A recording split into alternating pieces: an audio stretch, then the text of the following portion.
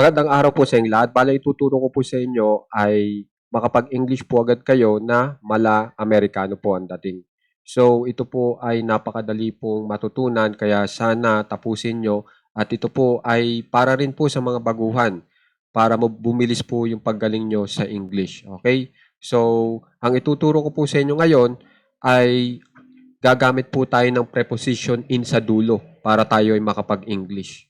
Okay? So, ang malaking tanong, ano ba ang mga pwede nating magawang mensahe sa English na may preposition in sa dulo?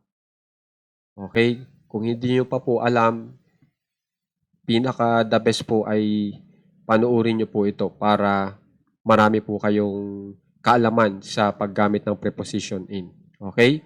So, ito po yon. Katulad nito, mag-sign in ka. Pag i-English nyo yan, sign in. Pag lumipat ka ng tirahan, move in. Kung mapapansin nyo, may preposition sa dulo na ang ginamit nating preposition ay in.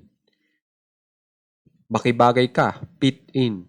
So, hindi mo ma-English ng tama yung makibagay ka kung hindi mo alam yung preposition in na nasa dulo, di ba? Fit in. Bumisita ka o dumalaw ka, drop in. Okay? Kumain ka o kain ka, dig in. Sumuko ka, give in. Mag-check-in ka, check in. Sumali ka o sali ka, join in. At ang huli, makihalubilo ka, blend in. So, konti lang naman po ang tatandaan nyo dyan.